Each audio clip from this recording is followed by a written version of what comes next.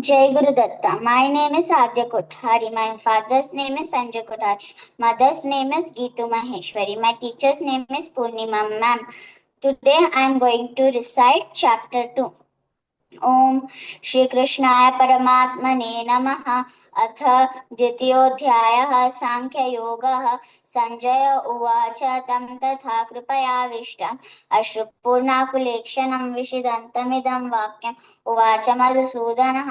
श्रीभगवानुवाच कुतस्त्वाकशमलमिदं विषमे समुपस्थित अनार्यचिष्टं स्वर्ग्यमकीर्तिकरमर्जुन क्लैब्यं मा समगमः पार्थ नैतत्त्वयुपपद्यते क्षुद्रं हृदय दौर्बल्यं त्यक्तवोत्तिष्ठ परन्तप।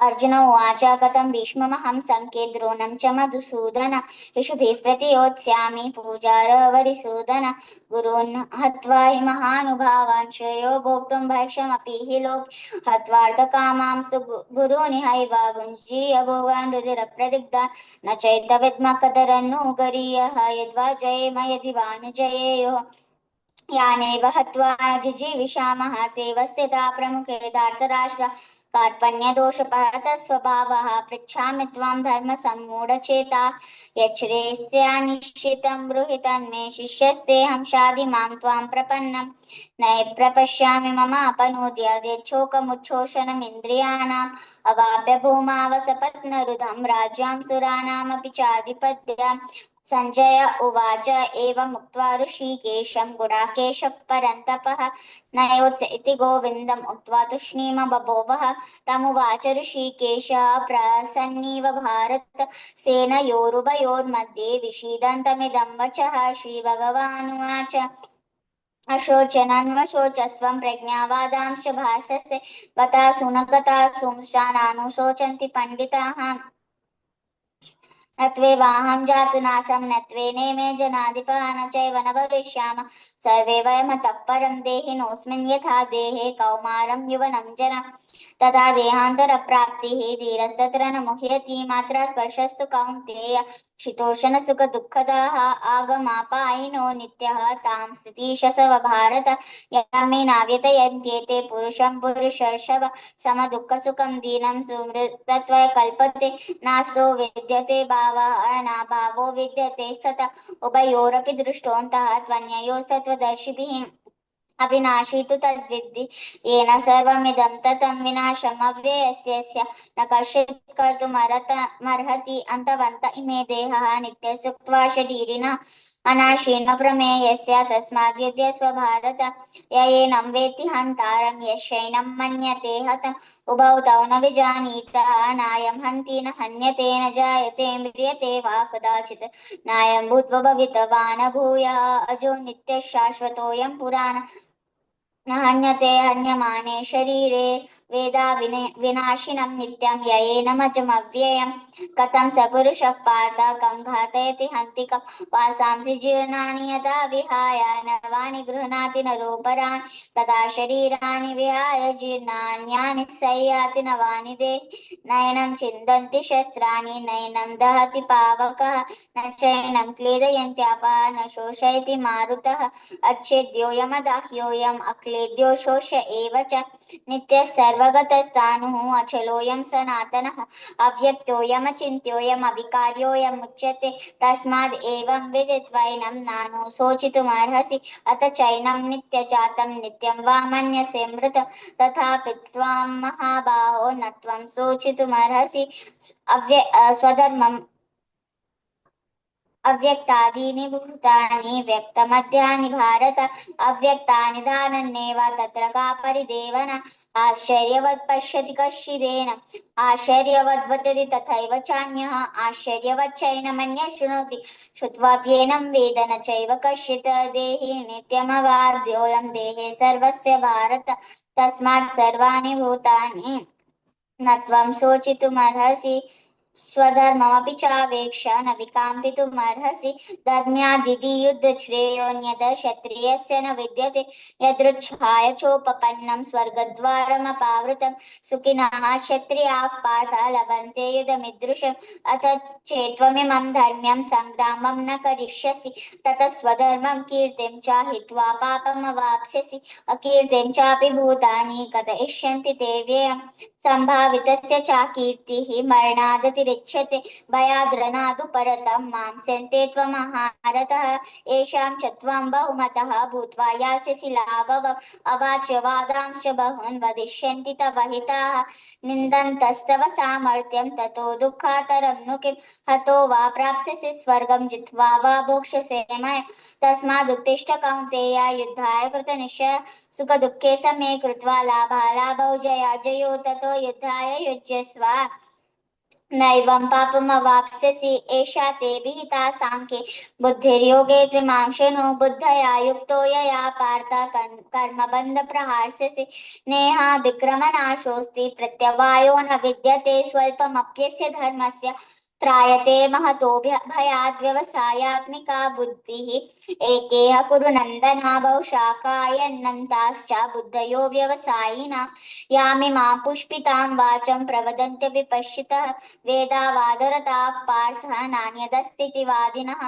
कामात्मानस्वर्गपराः जन्मकर्मफलाप्रदां क्रियाविशेषबहुलां भोगैश्वर्गगतिं प्रति भोगैश्वर्गप्रसक्तानां पयात्तयार्थवृतचेतसां व्यवसायात्मिका बुद्धिः समाधौ न विधीयते त्रैगुण्यविषयवेदाः निस्त्रैगुण्यो भवार्जुना निर्द्वन्द्वो नित्यसत्त्वस्थः निर्योगक्षेम आत्मवान् यावानर्थ उदपाने सर्वतः सम्प्लुतोदके तावान् सर्वेषु वेदेषु ब्राह्मणस्य विजानतः कर्मण्येवाधिकारस्ते मा फलेषु कदाचन मा कर्मफलहेतुर्भुः मा ते सङ्गो स्वकर्मणि योगस्थः कुरु कर्माणि सङ्गं त्यक्त्वा धनञ्जय सिद्ध्यसिद्ध्यो समो भूत्वा समात्वं योग उच्यते दूरेण ह्यवरं कर्म बुद्धियोगः धनञ्जय बुद्धौ शरणमन्विच्छा कृपणा फलहेतवः बुद्धियुक्तो जहातीह उभेषु कृतदुष्कृते तस्माद् योगाय युज्यस्व योगः कर्मसु कौशलं कर्मजं बुद्धियुक्ता हि फलं त्यक्त्वा मनीषिणः जन्मबन्धविनिर्मुक्ताः पदं गच्छन्त नामय यदा ते मोहकलिलं बुद्धिर्व्यतितरिष्यति तदा गन्तासि निर्वेदं श्रोतव्यस्य श्रुतस्य च श्रुतिविप्रतिपन्ना ते यदा स्यसति निश्चला समाधावचला बुद्धिः तदा योगमवाप्स्यसि अर्जुन उवाच स्थितप्रज्ञस्य का भाषा समाधिस्तस्य केशव स्थितदिः किं प्रभाषेत किमासीत व्रजेत किं श्रीभगवानुवाच प्रजहाति यदा कामान् सर्वान् पार्थमनोगतान् आत्मन्येवातुष्टः स्थितप्रज्ञस्य दोच्यते विगतस्पृहः वीतरागभयाक्रोधः स्थितधीरमुनिरुच्यते यः सर्वत्र न विस्नेहः तत्तत्प्राप्य शुभाशुभं नाभिनन्दति नाद्वेष्टि तस्य प्रज्ञा प्रतिष्ठिता विषया विनिवर्तन्ते निराहारस्य देहिनः यदा संहरते चायं कूर्मोगानीव सर्वशः इन्द्रियाणीन्द्रियार्थेभ्यः तस्य प्रज्ञा प्रतिष्ठिता विषया विनिवर्तन्ते निराहारस्य देहिनः रसवर्जं रसोऽप्यास्य परं दृष्ट्वा निवर्तते यततो ह्यपि कौन्तेय पुरुषस्य विपश्चितः इन्द्रियाणि प्रमाथीनि हरन्ति प्रसभं मनः तानि सर्वाणि संयम्य युक्त आसीत मत्परः वशे हि यस्येन्द्रियाणि तस्य प्रज्ञा प्रतिष्ठिता विषया विनिवर्तन्ते तानि सर्वाणि संयम्य युक्त आसीत मत्परः वशे हि यस्य तस्य प्रज्ञा प्रतिष्ठिता यानि सा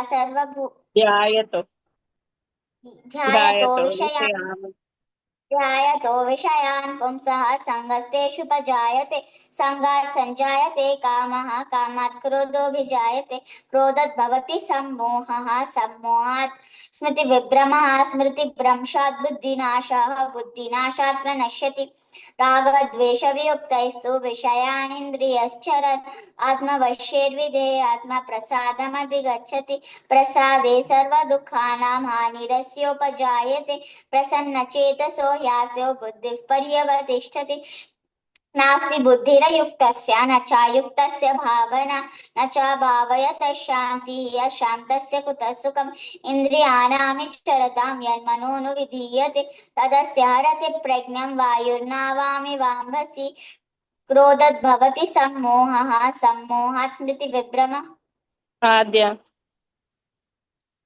it's not correct. No.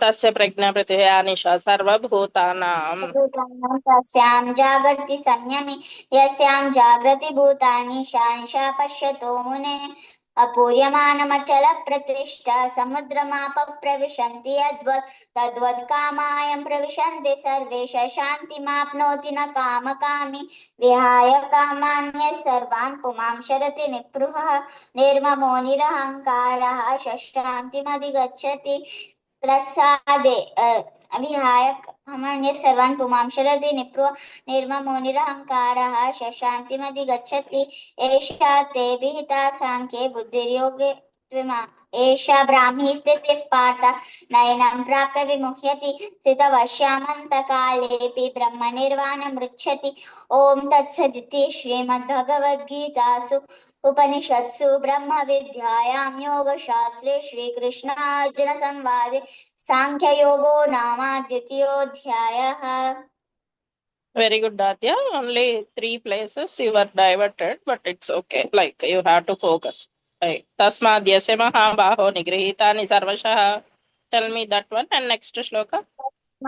तस्माद्यस्य महाभाव निग्रहीतानि सर्वशः इन्द्रियाणि तस्य प्रज्ञा प्रतिष्ठिता विषया विनिवर्तन्ते